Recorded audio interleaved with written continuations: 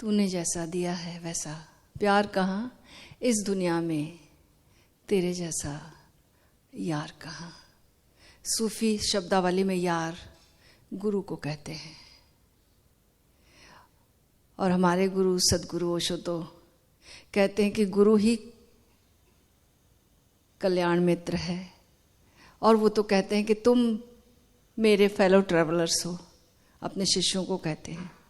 वो तो कहते हैं कि तुम मेरे हमदम, मेरे हमसफ़र, मेरे दोस्त। ये गीत सबने सुना है ना, मेरे हमदम, मेरे दोस्त, मेरे साथी।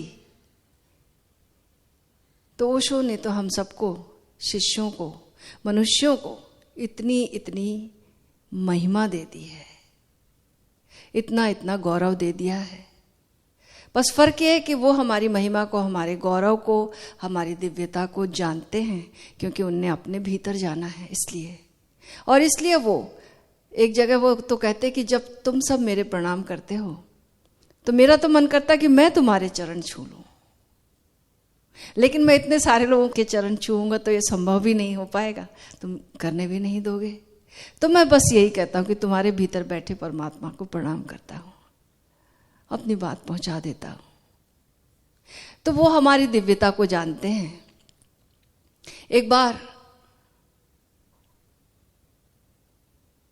दादू दयाल से किसी ने पूछा होगा, जैसे ओशो से पूछते हैं सब प्रेम के बारे में, परमात्मा के बारे में, तो दादू दयाल से भी पूछा होगा। तो दादू दयाल ने जो बोला है, इश्क अलह की जात है, इश्क अलह का ढंग, इश्क अलह की जात है, इश्क अलह का अंग, इश्क अलह औजूद है, इश्क अलह का ढंग। इश्क, प्रेम ही अल्लाह की जात है। प्रेम को कैसे बताएंगे, परमात्मा को कैसे बताएंगे? तो हमारे अनुभव में जो आता, परमात्मा तो अनुभव में नहीं आया। तो दादू दयाल बताते, सभी संत बताते हैं। जीसस कहेंगे कि प्रेम, परमात्मा क्या है, तो गॉड इज लव। और ओशो ने बिल्कुल पराकाष्ठा दे दी। ओशो ने कहा कि लव इज गॉड।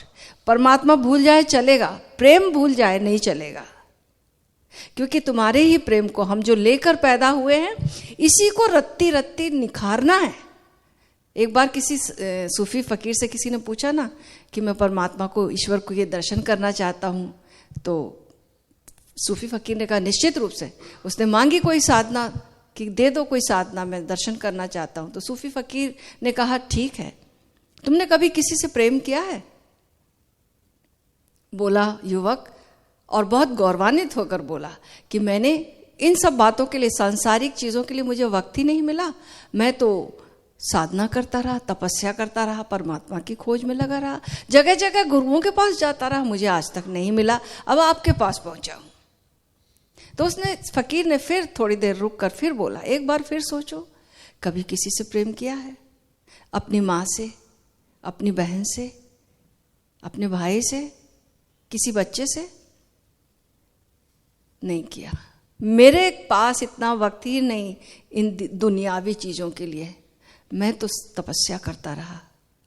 फकीर की आंखों में 3 बार फकीर ने पूछा, और फिर कहा, अंतिम बार कहा, मेरे मित्र क्षमा करो, मेरी आंखों में आंसू हैं तुम्हारे लिए, लेकिन मैं तुम्हारी मदद नहीं कर सकता अब, क्योंकि काश तुमने किसी को प्रेम किया होता, अपनी माँ को, अपनी बहन को, अपने बच्चे को, किसी को प्रेम किया होता, तो उस प्रेम को मैं दिशा दे सकता था, निखार सकता था।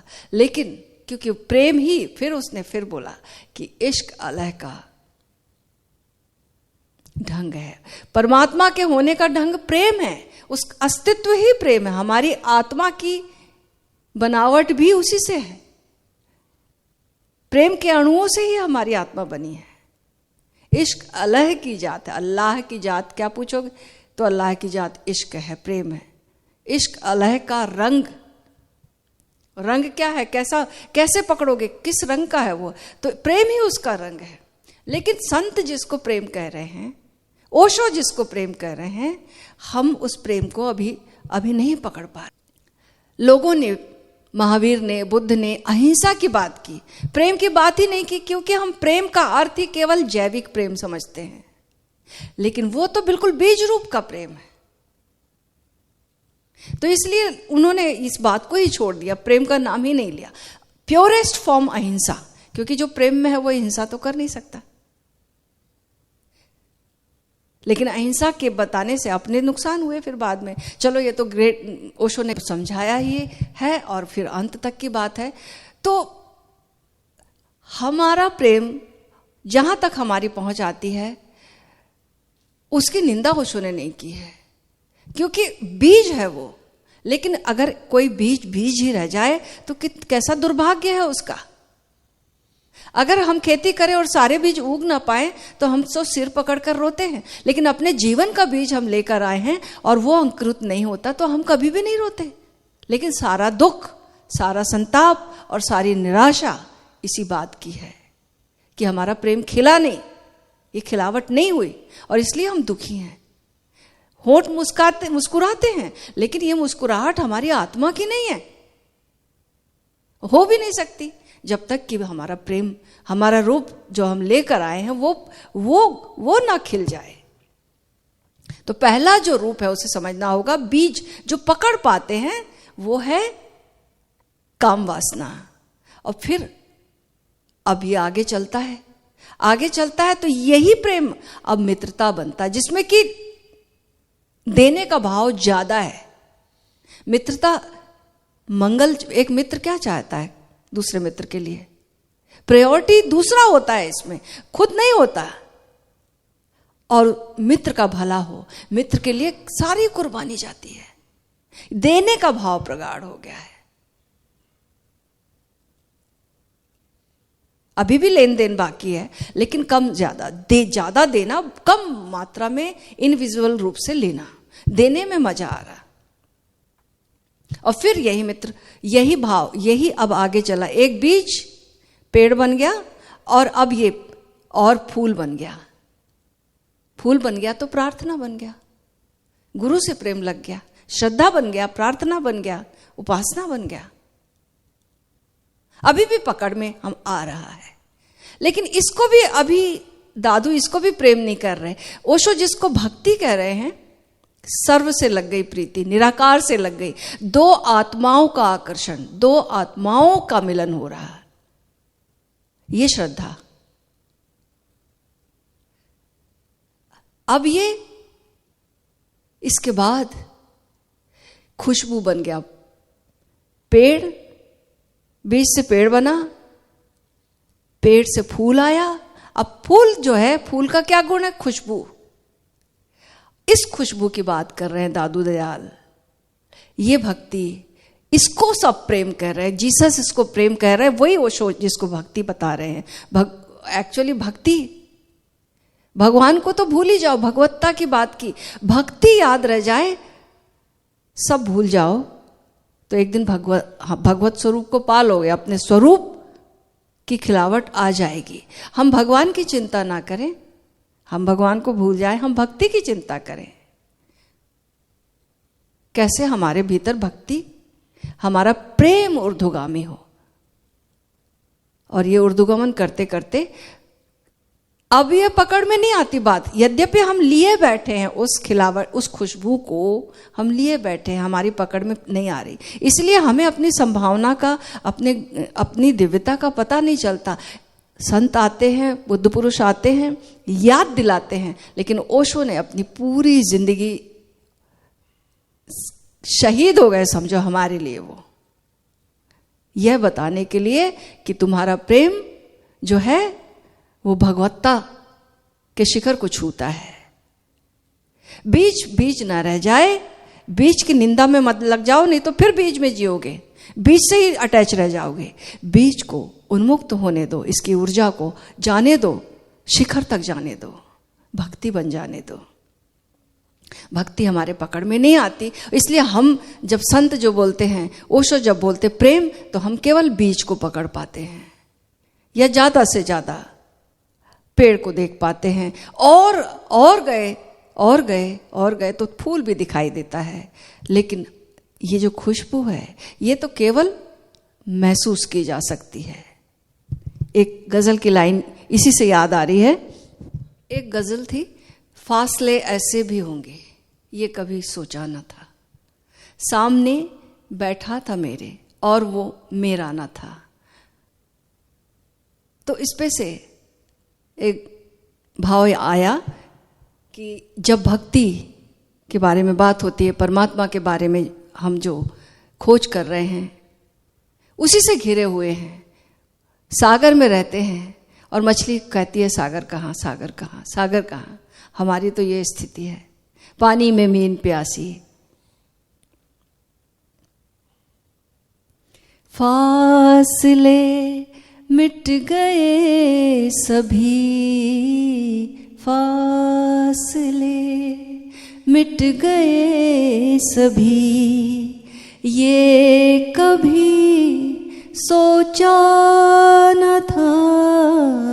फासले मिट गए सभी, फासले मिट गए सभी, ये कभी सोचा न था।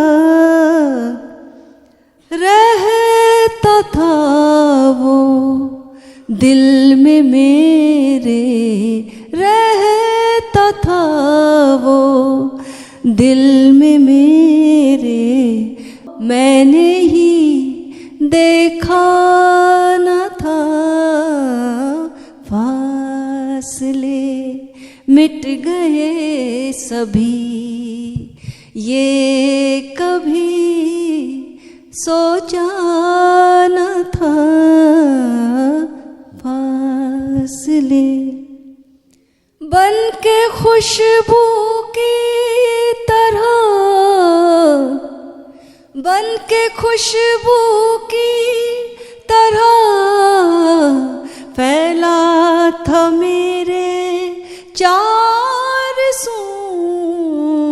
बन के खुशबू की तरह फैला था मेरे चार सू।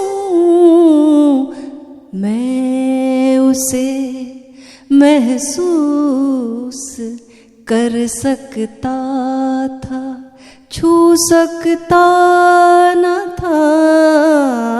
मैं उसे महसूस कर सकता था, छू सकता न था। फासले मिट गए सभी, फासले मिट गए सभी, ये कभी सोचा न था। फासले रात भर एक गुनगुनाहट कान में आती रही। रात भर एक गुनगुनाहट कान में आती रही। झांक कर देखा गली में, झांक कर देखा गली में, कोई भी गाता न था। समझ गए? कोई नहीं गाता लेकिन गीत हो रहा है। मैं उसे महसूस कर सकता, सभी महसूस करते हैं प्रेम को, लेकिन पकड़ नहीं सकते, अनुभव कर सकते हैं, एक्सप्रेस कर सकते हैं, गा सकते हैं, नाच सकते हैं।